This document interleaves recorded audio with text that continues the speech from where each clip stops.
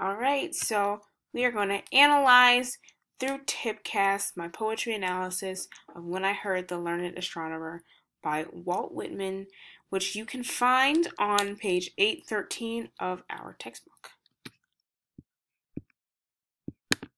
Okay, so the first part of the Tipcast is the title.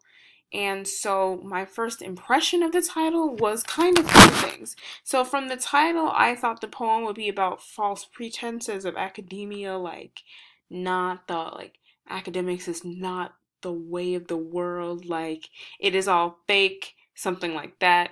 Or someone's just all for the scientific study of the universe. Like, wow, when I heard that learned astronomer, I was baffled. So it was either one of those that I first thought just from reading the title and before reading the poem. And so quickly, I'm going to read the poem for you, and then I will read the poem with the paraphrase. It's a pretty short poem, so it will only take a few seconds. All right. When I heard the learned astronomer, when the proofs, the figures were ranged in columns before me, when I was shown the charts and diagrams to add, divide, and measure them, when I sitting heard the astronomer where he lectured with much applause in the lecture room. How soon unaccountable I became tired and sick, till rising and gliding out, I wandered off by myself in the mystical moist night air, and from time to time looked up in perfect silence at the stars. All right, now I'm going to go back and read the poem along against with my paraphrase. So when I heard the learned astronomer can be paraphrased into when I heard the educated astronomer talking. When the proofs, figures were arranged in columns before me, and all of the data was laid out in front of me, when I was shown the charts and diagrams to add, divide, and measure them, that can be turned into when I was shown the data and how to handle or manipulate it. When I sitting heard the astronomer where he lectured with much applause in the lecture room. So while I was sitting in the lecture room, I heard the astronomer speak and the audience applauded. And so continued, how soon unaccountable I became tired and sick. So I quickly and without reason started not to feel good and unable to pay attention. And that the poem says, till rising and gliding out, I wandered off by myself. That can be turned into I got up and left by myself.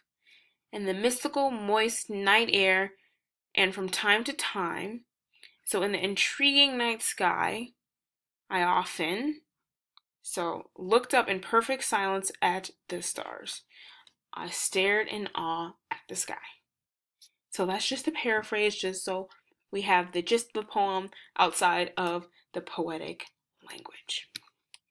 So connotation is what is the next thing that is in the Tipcast analysis format, which actually refers to the literary devices used in the poem and not the actual connotation, the definition of connotation, the feelings associated with the words in the poem. Is actually just the literary devices used in the poem. So most of the time, the poet Walt Whitman uses language and syntax to further his theme for the poem. And so by reading the poem and by actually looking at the words and the way the sentences are arranged, you can get the meaning of the poem. So one point of that is the verbs are passive and they show a disconnect between the speaker and the surrounding lecture. So the speaker is not actually participating in the scene, it's kind of just happening to the speaker. So this is seen with I was shown and was ranged before me. So the person in the poem did not look at it, they were shown. And they didn't look at the data was ranged before them.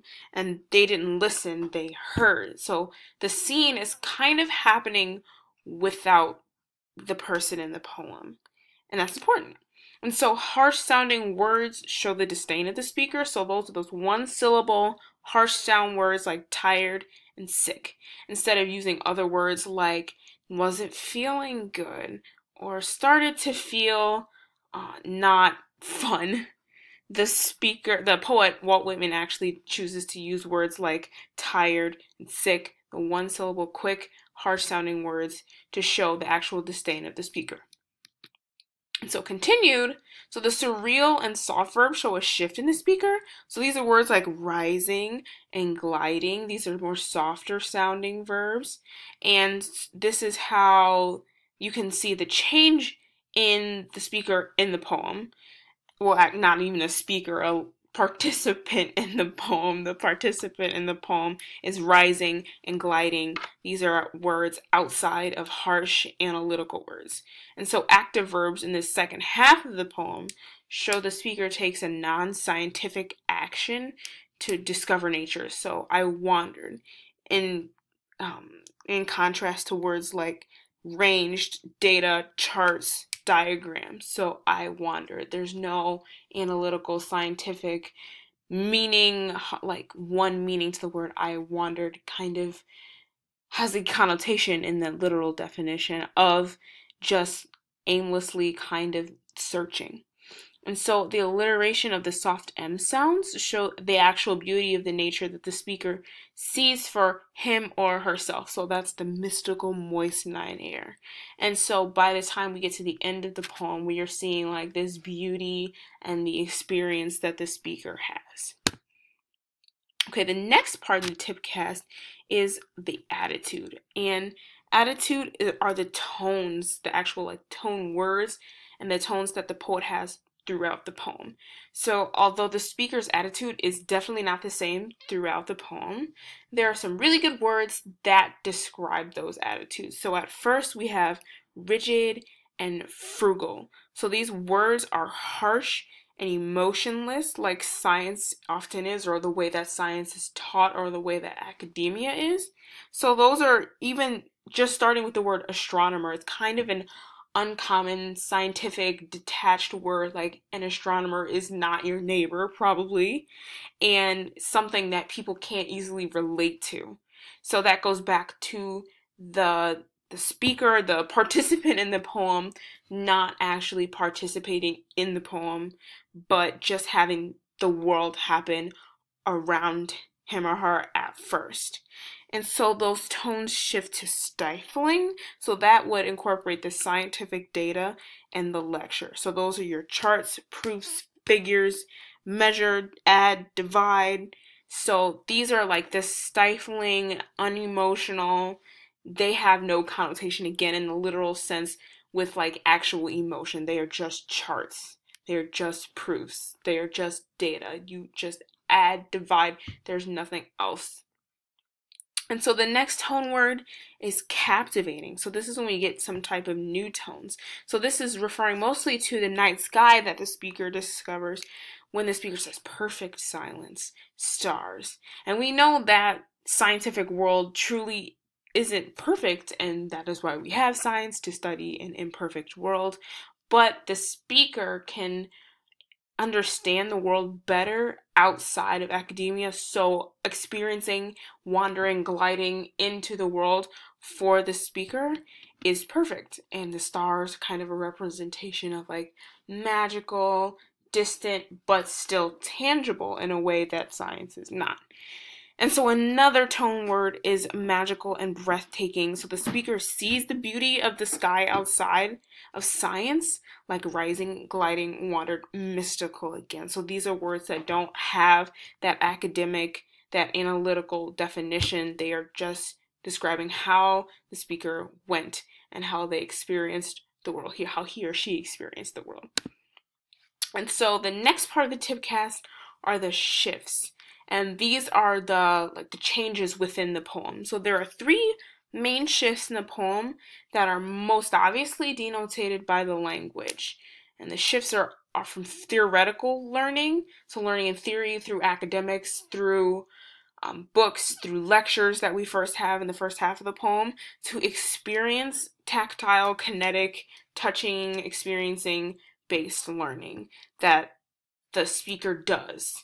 And so the rigid scientific language comes in the first part, that I was shown, the proofs, the figures, the diagrams, the charts, like they have no emotion, as I've said in the past, and that is what the first part of the poem is. And then we shift to the actual physical sickness that is demonstrated in phrases like tired and sick, and that is due to the scene of the poem happening without the speaker. And so they were just participating, and all of a sudden they cannot feel themselves and they're tired and sick. And the last shift is from finally the mystical universe is shown in words like rising and gliding, wandered, mystical, and perfect. So we talked about this, how the world truly isn't perfect, but for the speaker, the world outside of actual lecture, learning, rote memorization, analytical words is perfect, and you can experience it on your own. So the next slide in Tipcast is the title revisited. So what do I think after I read the poem? And so the title shows the attitude of the speaker towards the scientific community and how he or she felt trapped within the lecture and actually unable to experience the world from it. So they had to escape outside to be able to understand the world. And so all this concludes in the theme, which is one can often better understand the complex workings of the universe by experiencing it instead of learning about it in theory and in lifelessly. And so the participant goes from being in a lecture, hearing applause, data, ranged, like even the word range is not a range, it is ranged with the hard sound, to wandering, mystical, magical, perfect, being able to understand. And it's, I say often because there were people in the room applauding. They were able to learn and experience and appreciate the world in an academic setting. But for this speaker, he or she had to go outside and experience it for themselves. And thank you for listening. That's it.